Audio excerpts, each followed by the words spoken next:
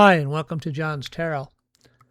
In the earlier episodes of the series, we explored awakening, shadow work, inner truth, and the emergence of a new collective consciousness. Today, I want to bring all that into the real world, because awakening isn't about leaving life behind. It's about learning to live consciously within it. So I have created a whole series of both videos and podcasts that have to do with awakening. I strongly suggest you take a look at some of my videos. You can see them on YouTube and they're on Facebook. And I have them as the Awakening series to help guide you along this path. Because if you've tuned into these episodes, you are already a part of the new emerging collective consciousness, the new awakening. So enjoy this episode I've put together for you this week and have a great day. Welcome back to JohnsTarot. I'm John. And today we continue our exploration of the emerging consciousness by asking a very critical and very practical question.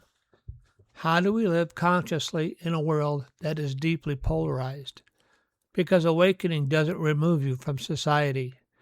It doesn't isolate you on a mountaintop. It doesn't free you from the responsibilities, decisions, and relationships that make up everyday life. Instead, awakening requires that you bring your expanded awareness into a world that is still operating from fear, tribalism, and shadow projection. Today I will look at why polarization is increasing, what consciousness looks like in public life, how to maintain inner clarity around people who are triggered or reactive, how to navigate family, politics, and social tensions, how the individuated person becomes a stabilizing presence, and how to keep your inner light while walking through darkness.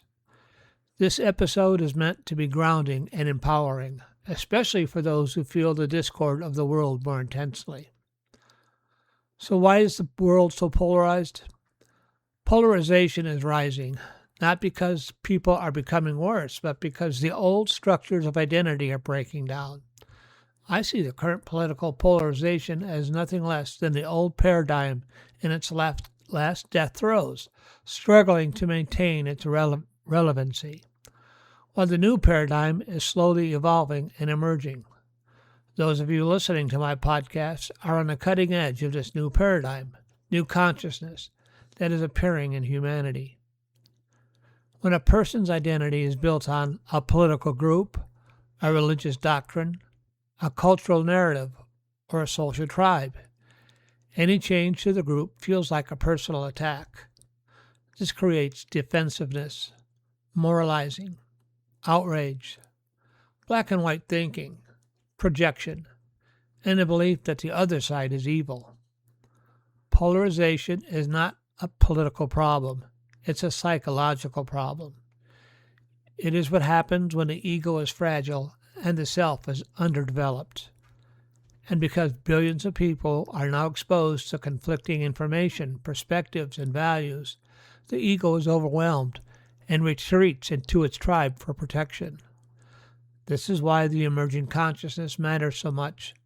A world full of unexamined egos cannot survive its own complexity. But a world full of consciousness individuals can.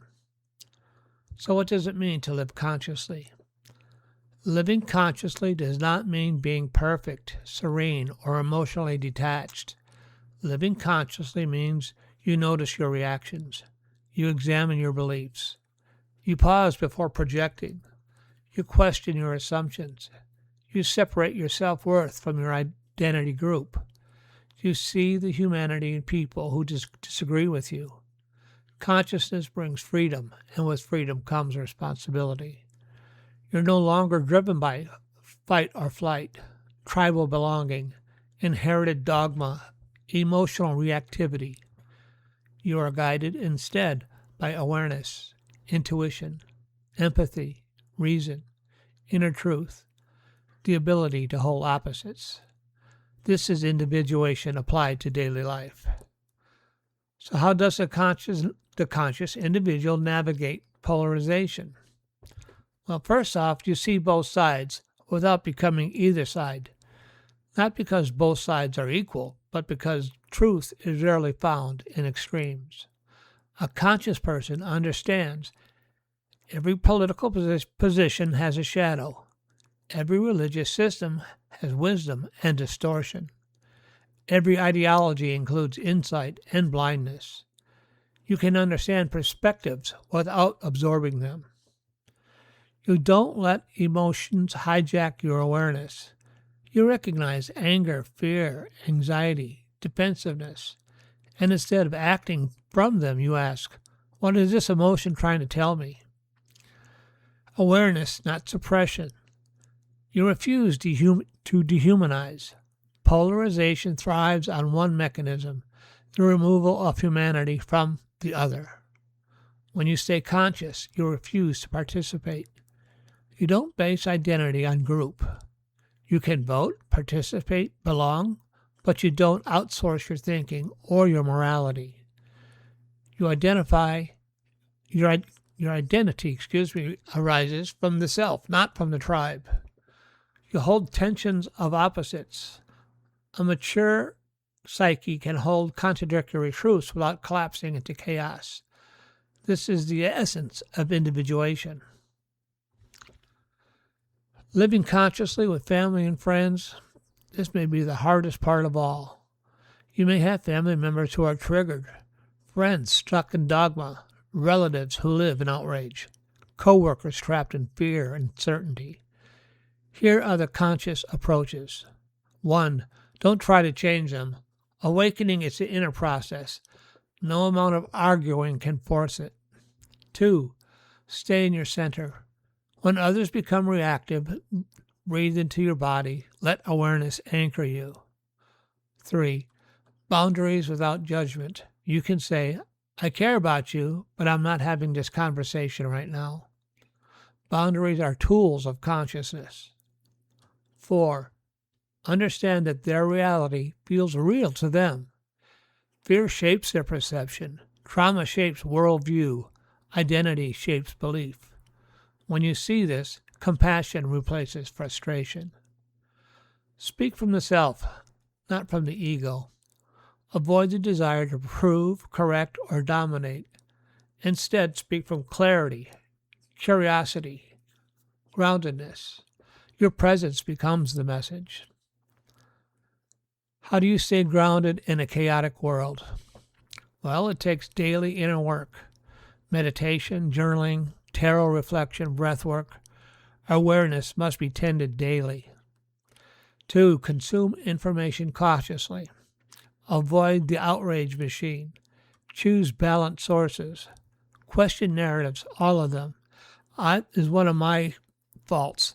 I need to avoid the outrage machine, things that support only my point of view, and that why I hate a particular political party or a particular political individual. I need to avoid those things. Stay connected to nature. Nature pulls you out of the collective trance and back into the deeper rhythm of life. Practice radical honesty with yourself. Whenever you feel triggered, ask, what part of me feels threatened? This is the shadow work in real time. Engage the world, but do not become it. You participate without absorbing its fear. You become the calm in the storm. What is the gift of consciousness? Living consciously doesn't remove you from the human experience. It deepens it. You feel more. You understand more. You respond more wisely. You love more honestly. And you contribute more meaningfully. Most importantly, you become a stabilizing presence in a destabilized world. You anchor the emerging collective consciousness simply by being who you are becoming. Your individuation radiates outward. When you awaken, others feel it, even if they can't explain it. This is how consciousness spreads. In closing, if you often feel like you see the world differently, if you feel the tensions of these times more deeply, if you're learning to respond consciously instead of react unconsciously, you are living the path of individuation in real time, and you are not alone. Conscious individuals are quietly transforming the human field. One awakened mind, one compassionate heart, one grounded presence at a time. Thank you for joining me today on John's Tarot. May you stay centered, stay awake, and stay true to your emerging self as you navigate a polarized world. Until next time, be cool, be kind, and remember, have courage, find faith, and I will talk to you later in the week. Okay, I'll see you on Friday. Bye-bye.